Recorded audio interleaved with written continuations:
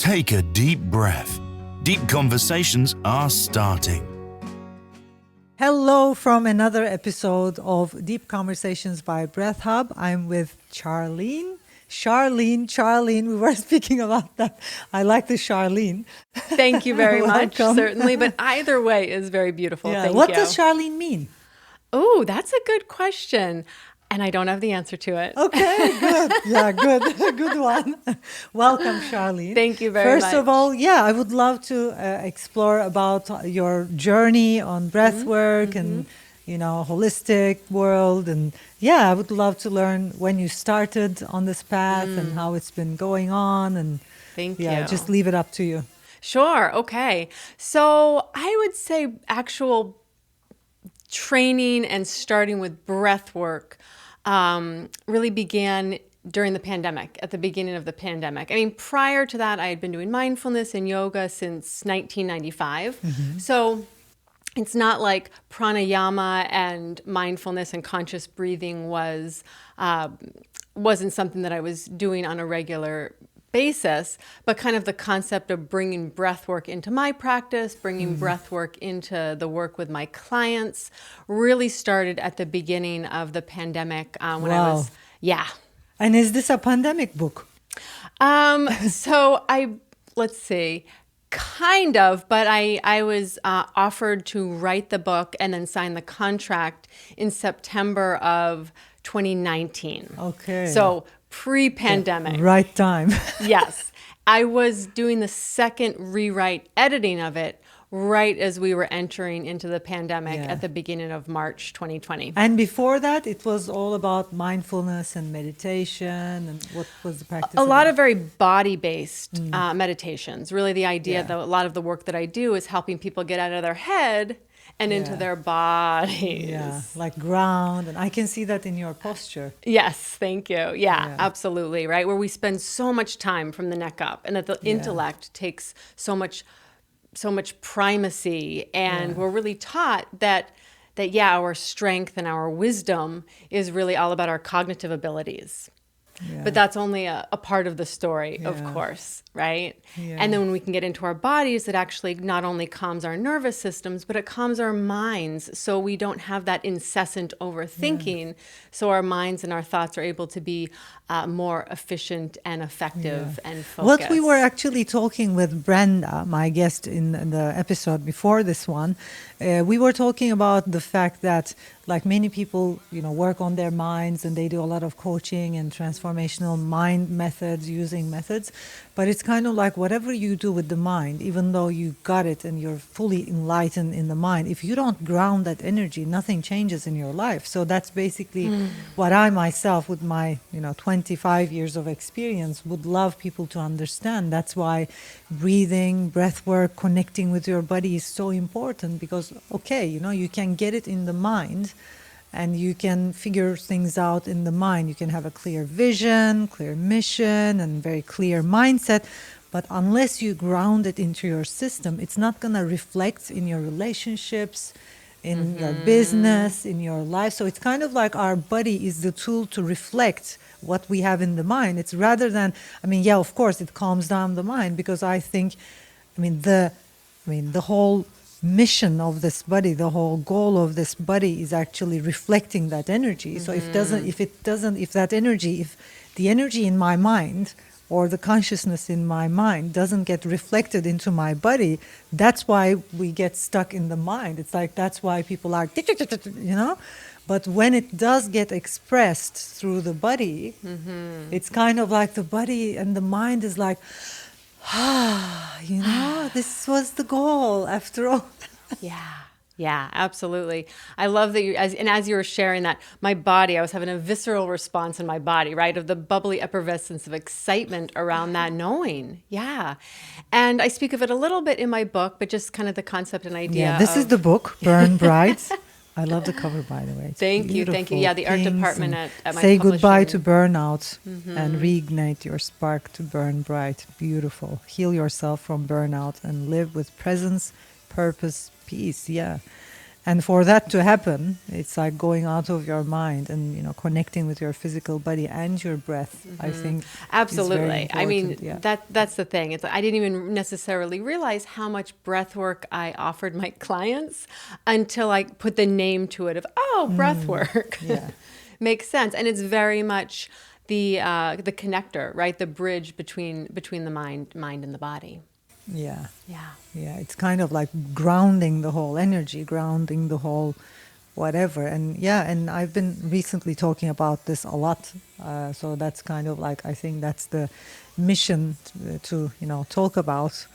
And how about your own journey? Like, how did you start with all these practices, and where were you? Like, what's your background, and what's your story? What's your original story? I'm like, where do we begin? Yeah. But let's see. I'll give a short, long version and go from there. So as I was saying, I stepped into my first yoga class in 1995. It was out in Oregon. I was camping for the summer with my brother. I was 19 years old, 18, 19. Yeah, I think 18 or 19. Yeah.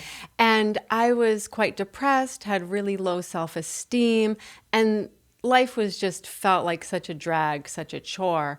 And the reason that I stepped into a yoga class was, I mean, perhaps ultimately my inner healer telling me my intuition, etc. But at the time, since we were camping, he was windsurfing all day. I was doing a little bit of hiking, and I was like, I really want something to do. I love it. And we have similar stories.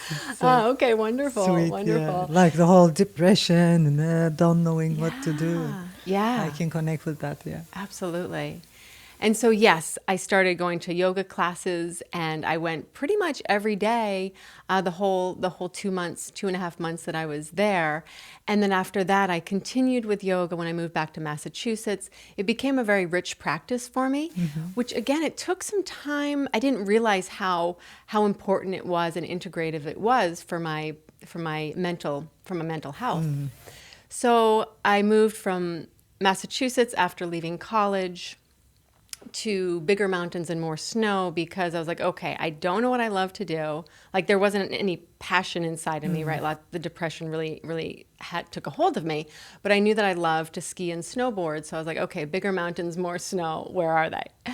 And certainly moving west. So I went to Colorado for a little while and then landed in California, where I ended up living for 16 years and met a wonderful therapist, and just through yoga, through breath work, through pranayama, through mindfulness practices, talk therapy, as well as skiing and downhill mountain biking, I was spending a lot of time integrating healing through my body. Yeah, the mind and the body, like integrating the mind and the body. Wow. Yeah, absolutely. So in some ways, I was like, skiing and snowboarding were my therapy. Every single day out there, just using my body, spending less time in my head, less time in the unhelpful thoughts, and more really getting to know myself, getting to know, I'll just leave it at that, getting to know myself through the body. Through the body. Absolutely, absolutely. And then when I got to a point of where it felt like a higher quality of living, I was like, I started to feel like I'm ready to help others, or, help start, giving back, so to speak. So in this journey, where was that aha moment of, like, yeah, this is it. This is where my life is heading. This is what I want. I think that that's such a challenging question, because it's sort of like, which pivot point, which part of what I want, which part of where is my life direction going? let's hear that kind of a thing.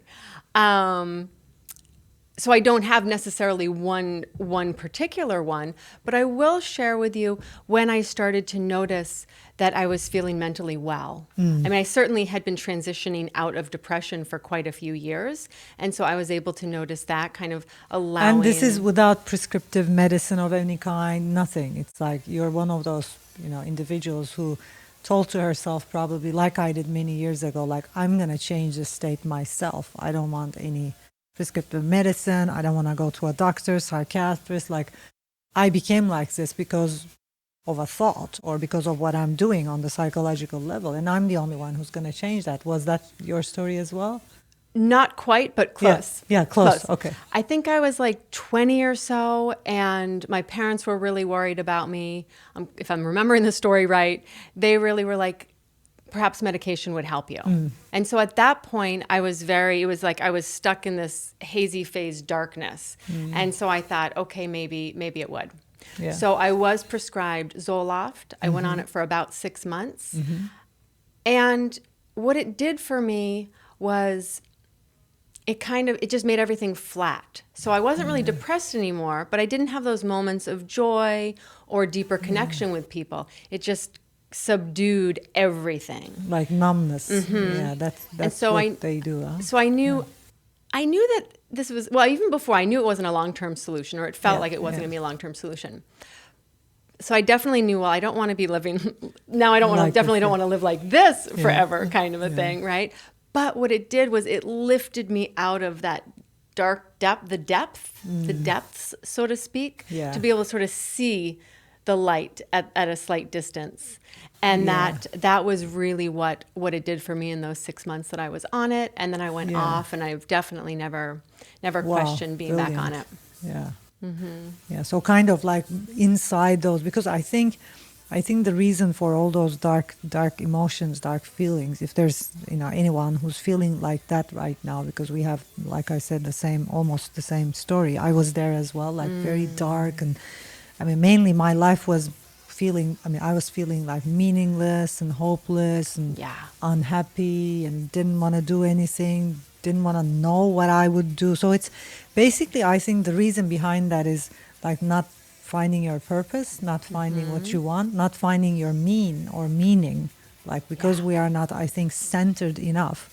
Like there was this hole inside of me. I talk about this the whole time in my own trainings, like a hole, a gap in me that wouldn't be fulfilled until I found the purpose and the meaning of my life, the mean, kind of like the center point and the mean.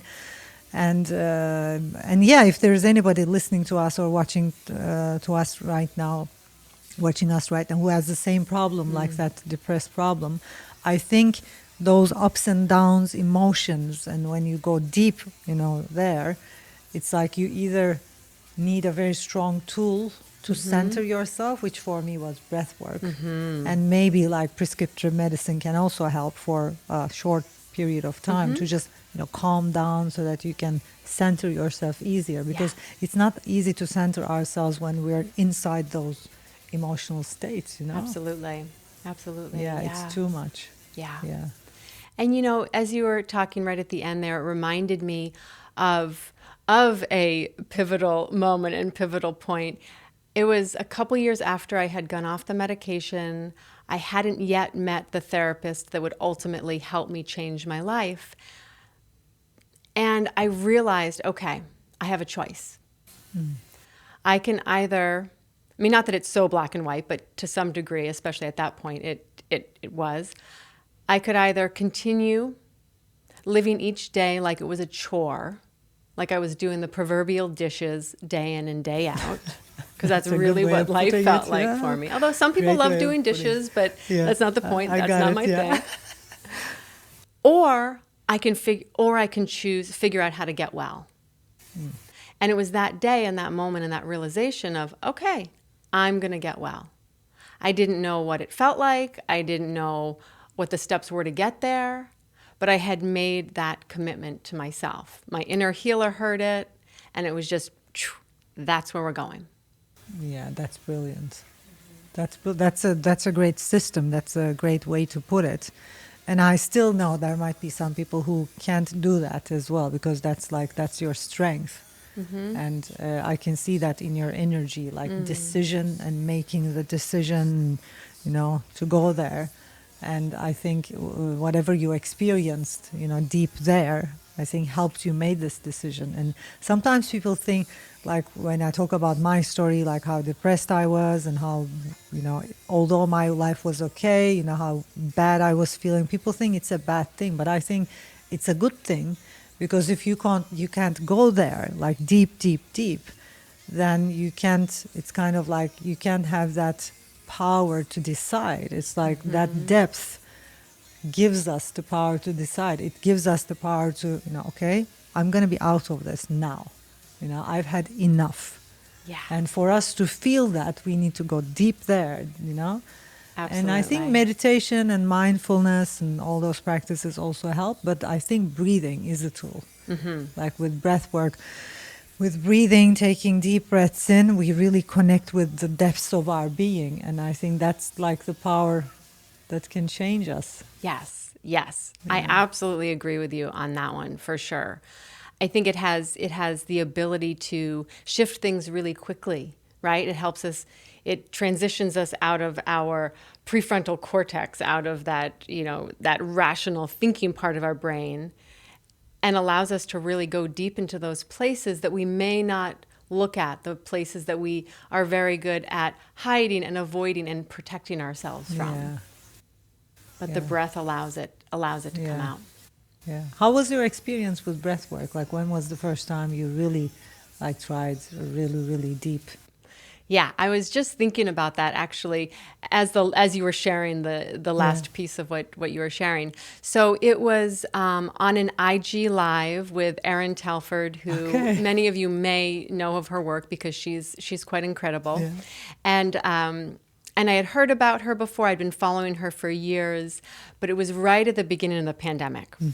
I was in my 1-bedroom New York City apartment, self-isolating, and I just, right, like all of us, we just feeling, not all of us necessarily, can't speak for everyone, but most of us. Tightness, fear, yes, closed off, really my own fear, but also the collective consciousness of New York City at that time. Yeah, it was kind of like, in the first beginning, it was kind of like such a huge shock. People were like, there was that energy. I felt it when we were in London as well, like the first lockdown, and we would see people on the street and they were like ghosts, and they were like, what's going on here? Absolutely. And of course it went from the streets being busy and cars and everything going on, right, to nobody. And then the people that, when you would go outside, usually, and for me, I was just going to get groceries every 2 weeks, and for the first month and a half. And yeah, seeing people, it was like everyone was more or less walking around like ghosts. So shocked. Lots of energy to be moving through. Yeah. And so Erin Telford started offering an IG Live breathwork every Thursday. And so I said, okay, I'm gonna join that. And I did my first one through the IG Live, had my headphones on, was laying down, just ready. And it was such a beautiful experience. My body was buzzing, my arms were getting, tight, not fully tetany, but tight. Yeah. And personally, I just loved that feeling. I was like, yes, bring it. Yeah, I know that. She was speaking about fear and allowing yourself to be with the fear, and I felt a tremendous amount of fear come up, and I allowed myself to be with it, and and then it receded, and it was an incredibly healing opportunity to be with so much fear, and allow it to be there and then move through me. Yeah. And then I believe it was the second Thursday of the IG Lives where it was as if my heart just cracked open. Wow. Yeah. This layer of tightness, this subtle but pervasive that had been there for I don't know how long, seemed to have just cracked open and released and was gone.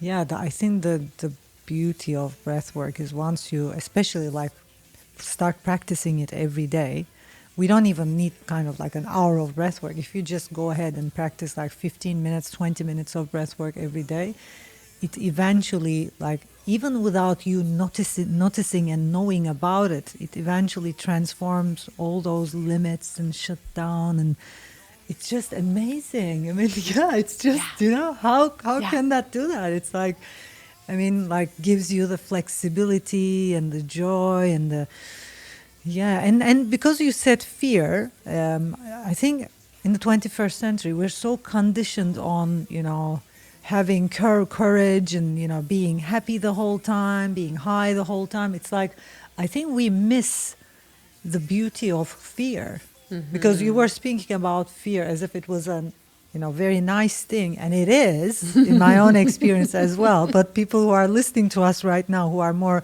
like coming from that conditioned background, and we too were as well many years Yes. ago, Yeah. are probably like, what, fear, and you enjoyed it, like, and that's my in my own journey as well. Like the deepest transformation, deepest transformational moments in my life have been in fear, like in deep fear, like through breath work, when, through my yoga practice. I remember one time in my yoga practice when, I don't know what posture I was doing, but I something got triggered, and I sat down and started crying in fear. That's I'm probably like 26 years ago. It was like crazy. And then another one during a breathwork session where I was trembling, my whole body was trembling, but I was enjoying it because it was real. It's kind of like through fear, you get back into your roots and you're like, yeah, I'm alive, Yeah. And right now, I don't even understand why people are so conditioned about fear, and why are we running away from fear in the first place? Because it's such a amazing tool to ground us and also to connect us with life. It's like those feelings of fear and sadness and that depth, like even stress, like those are like emotions that connect us with life, that's the juice of life, and I think that's why, I mean, as I'm talking right now, that's why I love seeing people practice breathwork every day and go into those emotions, because we bring them back to life. I think breathwork brings people back to life, as simple as that. Oof, I love that. Yeah. Absolutely, absolutely. As you were sharing all of that, I was like, "Oh my goodness, there's so many different directions that we could take this conversation." Like bringing back to life is just fire. And I think it's interesting, and an important thing to be able to talk about here is we are conditioned, like you were saying, to be courageous, to be happy. But truly, the underlying conditioning is fear-based control. Yeah. Right? So we're taught the surfacey pieces of just be happy, be courageous. But then there's this undercurrent conditioning by the media, by just in practically in all different ways, that's very much a fear and control agenda. Yeah. And so when we don't face that fear that's bubbling up in the subconscious, and we're just like, all right, we're courageous, we're courageous, we're courageous. We're just pushing down the fear. We're pushing down the sadness. We're pushing down the pain. And that's a lot of why, especially right now in the pandemic, we're starting to see more mental health issues come to light, because people can't push that down anymore. Yeah. It's just too much. It's out. And once you stop, that's also like I think the brilliant formula behind meditation and breath work together. It's like once you let go, once you just stop and sit there, it's like it's all out. You can't push it, you can't suppress it anymore. And and the reason behind all this suppression is it's kind of like people do think. I look at the young generation and I see that coming as well. Like the young generation do think, if they are also conditioned, like when I am in fear, or when I'm sad, or when I'm negative, something is wrong with me. No, it's just part of life. We need to understand that. It's like being sad, it's okay. We are humans, Absolutely. Angry or stressed, there's nothing wrong. I mean, if there is something, it's like, if there is something wrong with you being angry, then there's something wrong with me being angry and you being angry and millions of people living in the world. Then there's something wrong with all of us. That's just us, that there's not something wrong. This is just what it means to be human. I think once we can understand that, and I think breathwork will support individuals to get that, connect with the beauty of all emotions, and I think body work and breath work, helps us connect with all kinds of emotions, like yoga, Yeah. vinyasa, all, dance, body movement, breathing. It's like you connect with all those emotions and you see it's all okay. Absolutely, know? right? Permission to feel all your feelings. Yeah. Permission to be human. Yeah. And I would like to kind of flip the script a little bit on courage and suggest that feeling your fear, going to the depths, allowing yourself to be in those places, self-inquiry, all of that stuff is the most courageous thing that you can ever do. Yeah. Yeah. We agree. I think anybody on breathwork meditation, self-mastery path would say the same things. Yeah. We're fully on the same page. So I'm going to ask you one question. What has been the most crazy experience for you? It can be for you, for your students or people you're supporting, or in your own journey. What was the most crazy experience you ever had? As far as breath work? Yeah, breath work, movement, body movement, teaching and experiencing. Yeah. Honestly, the story that I just shared about my heart cracking open was right up there with the most incredibly intense experience, like in the moment transformations that I've ever had.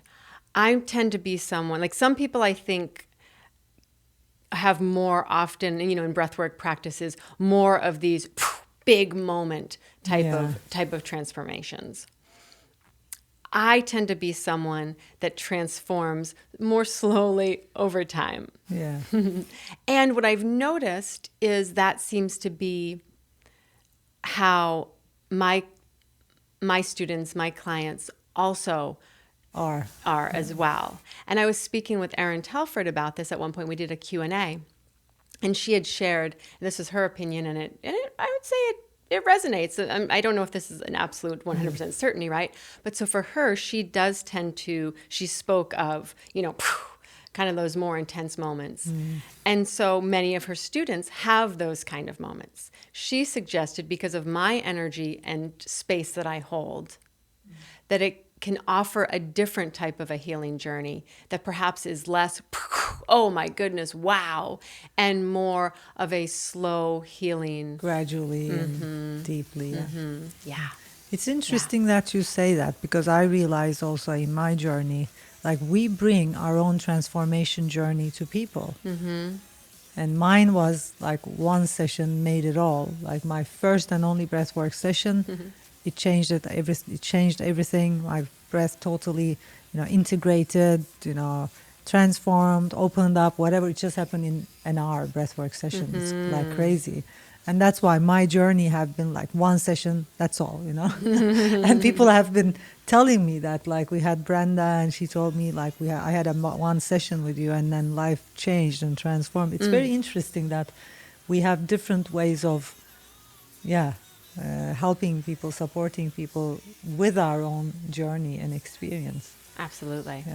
Yeah. So as someone who've been on the path to self-mastery or, connection with herself, centering with herself, what would be the one thing you would like humans to understand?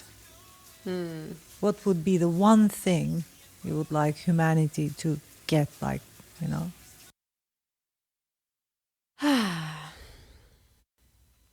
So I think it's the idea, and more and more people are waking up to this idea, that there's only one person that knows what's right for you, and that's you. Yeah. Yes, outside resources, supports, we're learning as we go and we grow, but ultimately it's about retuning back into ourselves and saying, okay, how do I feel about this? What do I think about this? What is the right decision for me? Yeah. So listening to your inner voice Yeah. and just leaving the outer voices behind. Yeah. I think it's the biggest challenge of humanity. Absolutely. Because there's no way that the outer hasn't affected our Yeah. inner. So it's a discernment process. It's a learning how to really say, okay, yeah, what is my voice? What am I thinking? What am I feeling right now? So what do you think brings people there? Because it's not easy. It's like, especially for an ordinary individual who wasn't taught, yoga, meditation, or whatever. I mean, what do you think brings people there? Like really having the capability of hearing their own voice, like, or what does it take for us to get there? Yeah. Well, I think there's no absolute one Yeah, right yeah. route, so to speak. But all of the awareness practices, the self-inquiry type practices, the more time that we spend with ourselves, the more time we spend nurturing ourselves, the more time, we practice saying, what do I think? What do I feel? And then certainly noticing those other sides that we see as negative, or that are seen as negative, Yeah. going, oh, interesting, that was a really mean thing that I said to myself. Okay. And allowing without Yeah. judgment, allowing it to be there. Not judging ourselves is, of course, one of the trickiest pieces. Being able to say, oh, wow, interesting. I just said a really mean thing to myself. Okay. Yeah. Right? Yeah. Just staying with yourself. And I think what you said is also very important. Taking time to just be with ourselves. Not falling in the trap of, running and running and running like these hamsters. I used to think of myself, when I look back when I was in my 20s, I used to think of myself like a hamster, Yeah. They run and run and run, and you don't even know where you're going. So just leaving that, and because, first of all, understanding that we are conditioned, first of all, we are conditioned in this lifetime, 21st century, do this, do that, buy that, go there, see this, travel there, and like just taking the decision to stop and having moments in our life to just, sit with ourselves, and that's basic meditation, but also, like you said, self-inquiry, like, what do I think? And then as time goes on, the inner voice becomes louder than the outer voice. And in my own experience, breath work is one of those tools which fastens that process amazingly. Like, it's just the fast route, every day Absolutely. breath work, 10 minutes, 15 minutes. It's like, because with every breathing, conscious breathing, you start connect. I mean, breath work is kind of like the bridge for anybody who hasn't done breath work before. Like, go ahead and try it for sure. I mean, download Breath Hub and go and start practicing breath work every day. So it's kind of like a bridge from the bridge which just leads you out from the world into your being. Absolutely. It's kind of like boom. Absolutely. Absolutely. And as we were discussing earlier, right, getting out of the thoughts that we've been conditioned with and getting into our bodies. Real self. Yeah. And yes, our bodies are also conditioned because they are, it's a feedback loop, the nervous system and the mind connects. But when we can allow our mind to go, our brain, our thoughts to go offline and spend more time in our bodies, that's really where we're connecting more and more and more to our truer selves. Yeah, I'm laughing at myself because it's kind of like, what I realize is, it's like breath is the only thing you can't condition. Like, you can have a conditioned mind, you can have a conditioned body. It's like it can get conditioned out of order, but breath, you can't do anything about it. It's like you can't change it, you can't condition it. It's just pure as life. It's just there. So that's why when we connect with our breath, all kinds of amazing stuff start happening, because it doesn't have the conditioning we do. It Absolutely. brings us back to spirit and back to life itself, like the purest form of life. I think we're actually, once we start practicing breath work every day, I think we're going back to our childhood, like when we were like babies. Like, you can even get back to purity. On that level, like, we can be as pure as we were when we were babies. Yeah. It's just amazing to watch that, in people's, journeys and Yeah. Yep. Absolutely. Absolutely. And related to that, I would say an aspect of the breath work, right? When we're connecting to it and feeling the sensations, especially after the active breath has happened and then the integration phase comes in. There's no conditioning that's happening that is moving that energy through our bodies. It's like magic. It's beyond human, and you can't control it. No. Yeah.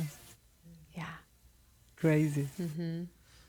Yeah. So, what would be the last thing you would like to say to our listeners and people who are watching us in YouTube? So many possible things.